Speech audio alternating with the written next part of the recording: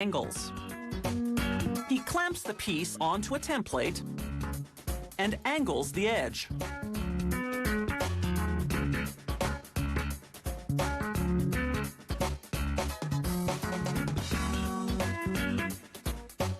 He flips the piece over and angles the other edge.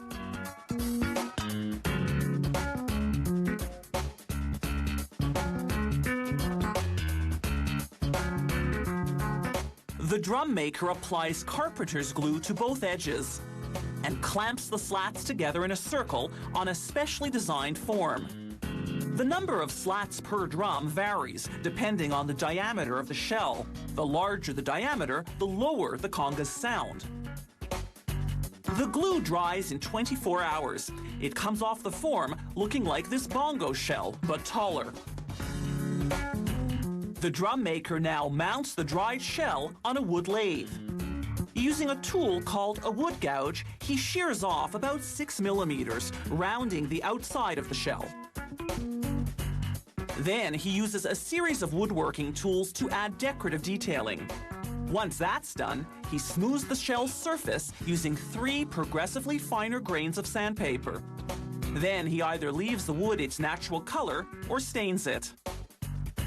A thick coat of oil-based lacquer protects the wood from both dryness and humidity. Now for the essential hardware. First, side plates made of chrome-plated steel. Their job is to anchor the drum's animal skin head. They're bolted to the shell. Next, the drum maker feeds a steel strip through a bending machine. Its high-pressure rollers curve the strip, forming the drum's rim. Then he rivets V-shaped steel pieces onto the rim. Elsewhere in the workshop, they prepare the cowhide that will become the drum's head. First, they soak it in a corrosive bath of cold water and lime. This literally burns the hair off the hide. After 2 or 3 days, they remove the skin and scrape off any stubborn hairs. Then they stretch it over a circular frame, leaving it to dry at room temperature for a couple of days. After chrome plating the rim, it's time for the final assembly.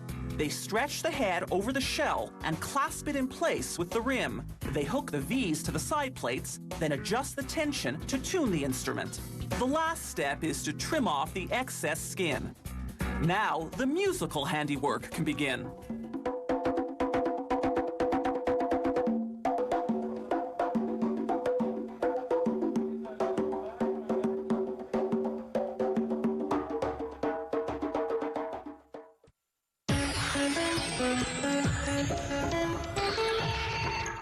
Plating is a layer of metal coating an object of a different type of metal. The purpose can be decorative, as in silver plating, or practical. With industrial parts, for instance, zinc or cadmium plating prevents the underlying metal from rusting, while nickel or chrome plating protects against wear.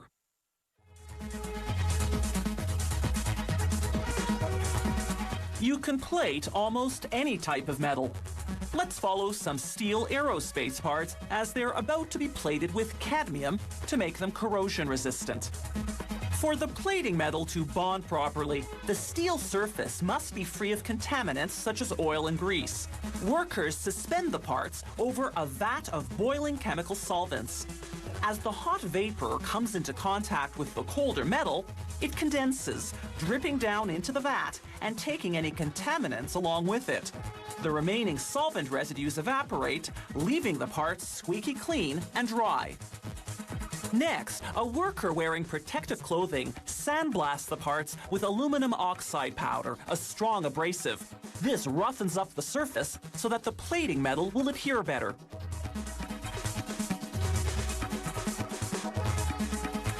The most common plating metals for industrial purposes are zinc, chrome, and nickel. Think motorcycle parts or sink faucets. Decorative items, on the other hand, are more likely to be plated in tin, brass, gold, or silver. Traditional tea sets, for instance, are often made of silver-plated copper or zinc. The plating process is called electroplating because the key to it all is electricity. They start by tying strands of copper wire to a copper support frame, copper being the best metal for conducting electricity. Then they attach the steel parts they'll be plating. When they hook up this support to an electric current, electricity will run from the support through these wires right to the pieces.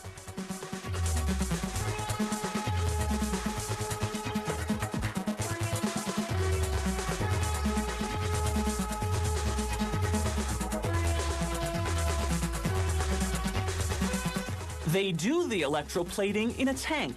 After filling it with water, they add a handful of chemicals to help conduct electricity, because water alone won't conduct it sufficiently.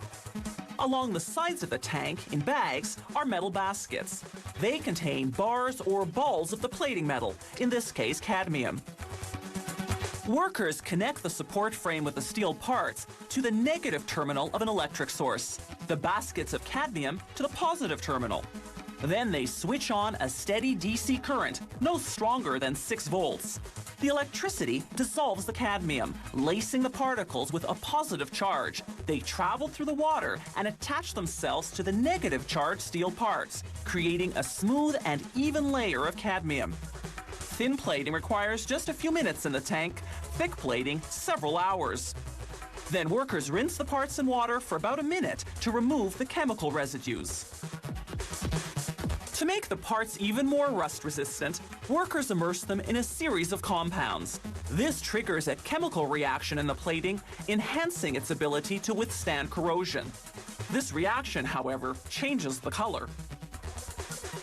A final rinse in hot water, and this cadmium-plated steel aerospace part is finally ready. From start to finish, the process has taken about 90 minutes. To plate with chrome or gold, they have to use a chemical compound containing gold or chromium. That's because electricity can't dissolve solid chromium well enough, and it can't dissolve solid gold at all. The compound dissolves in the bath like salt, but then solidifies once it reaches the object being plated.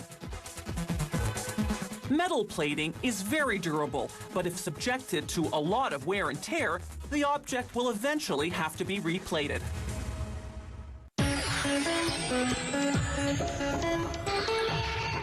Have you ever wondered why men's buttons are traditionally on the right side of a garment and women's on the left? Legend has it that this enabled a man to unbutton his coat with his left hand while drawing a sword with his right. Wealthy women, meanwhile, had their buttons sewn on the left side to make it easier for their right-handed maids to dress them.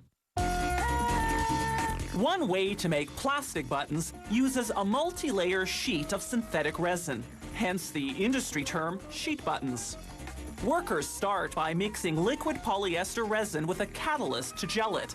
They pour the material into a revolving drum which disperses it evenly. They spray a solution containing an ultraviolet pigment on this first layer only. You'll see why later on. For this particular model, they make grooves in the resin while it's still malleable. This will create a design. After about 5 minutes, the resin gels, and they can mix and add a second layer in a different color. Besides building up the thickness of the sheet, the resin flows into the first layer's grooves, creating a design of contrasting lines. Once this second layer gels, they mix and pour in a third color. The drum spins for another 10 to 15 minutes until all the layers cure. A resin sheet can be comprised of up to 4 different color layers. Workers can now remove the sheet. It's hardened enough to be cut into buttons, but it's still flexible enough not to crack when cut.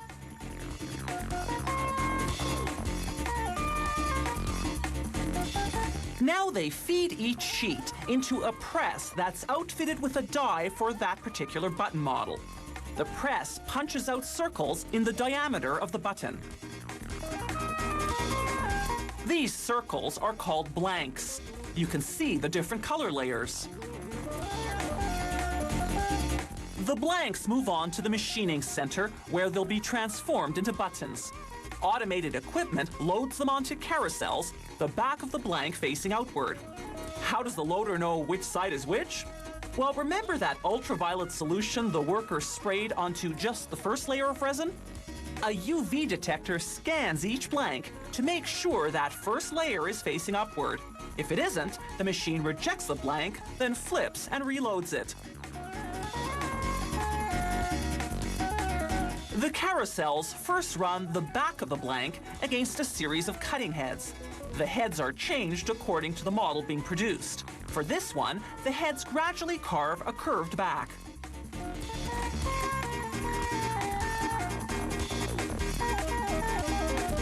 The equipment then transfers the blank onto a second carousel, exposing the front side this time. Again, a series of cutting heads gradually carve the front of the button.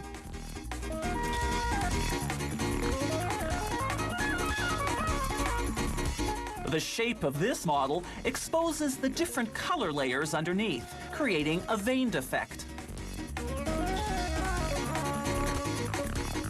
The last cutting head drills the holes.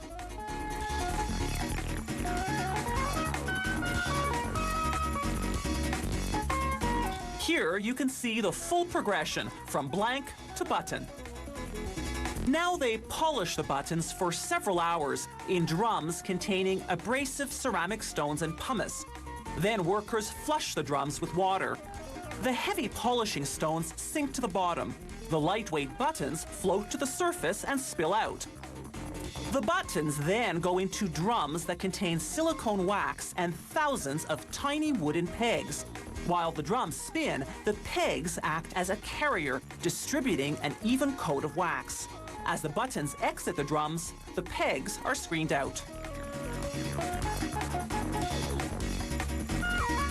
From here, plain buttons are often custom dyed to match fabric swatches provided by clothing manufacturers.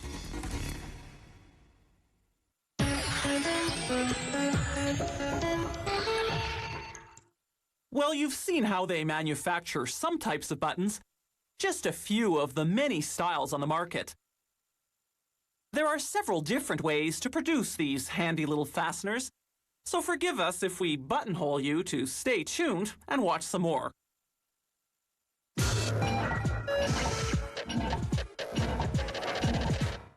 Archaeologists have unearthed bone buttons dating back to prehistoric times. The ancient Greeks and Romans used buttons to both fasten and decorate their clothing.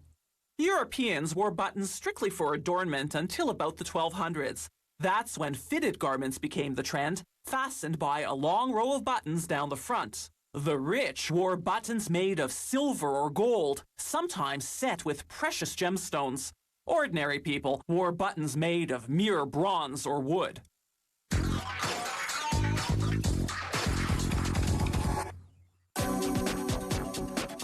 This is another way to make plastic buttons using polyester resin. Only instead of turning it into sheets, they pour the resin into long metal tubes. Here they're mixing two different colors to create a design in the plastic. The tubes go into an oven where they bake at 100 degrees Celsius for about an hour until the liquid resin hardens. Once the tubes cool off, workers remove the contents. These long resin rods will become what the industry calls rod buttons.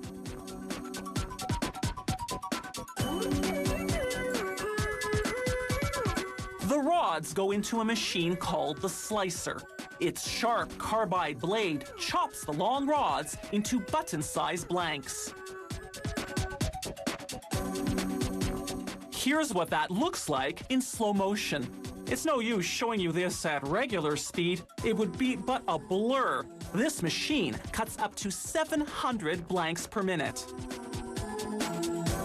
Blanks cut from resin rods run through the same machining center as those cut from resin sheets. In the last segment, we showed you the machining steps in slow motion. Here's what they look like at actual speed. Any type of button can be engraved with a company name or logo. They do this using a computer-programmed laser machine. The laser beam burns the lettering into the plastic. Workers visually inspect the finished buttons to make sure that none have defects. Another way to make plastic buttons is by what's called thermoset compression, a technique that combines both heat and pressure to mold the button's shape. As we see here in slow motion, the raw material isn't liquid resin, but rather melamine powder. A pill-making machine, the kind pharmaceutical companies use, compresses the powder into pill-shaped blanks. Here's what that pill-making action looks like at actual speed.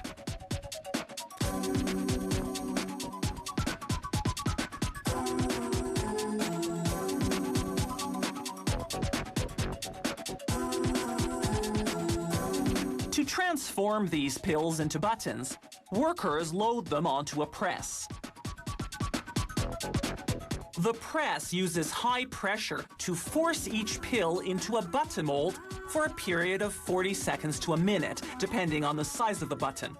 At the same time, it heats the mold to 163 degrees Celsius. This bakes the melamine into hard plastic. They cool the molded buttons in a basin of cold water.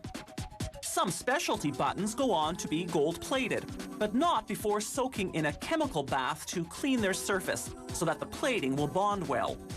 As a rule, only materials that conduct electricity can be metal-plated. Plastic, of course, is non-conductive. However, this company has managed to devise a way to gold-plate plastic buttons. Exactly how is a closely guarded secret it's not willing to divulge. After plating the buttons in copper, a 12-hour process, they plate them in nickel, which takes just a couple of minutes, and finally in 24-karat gold, which takes just a few seconds. A mere 28 grams of gold is enough to plate 82 kilograms of buttons. Thermoset compression buttons are a lower-end product used primarily for uniforms. Sheet buttons and rod buttons are higher quality, the standard choice for fashion clothing.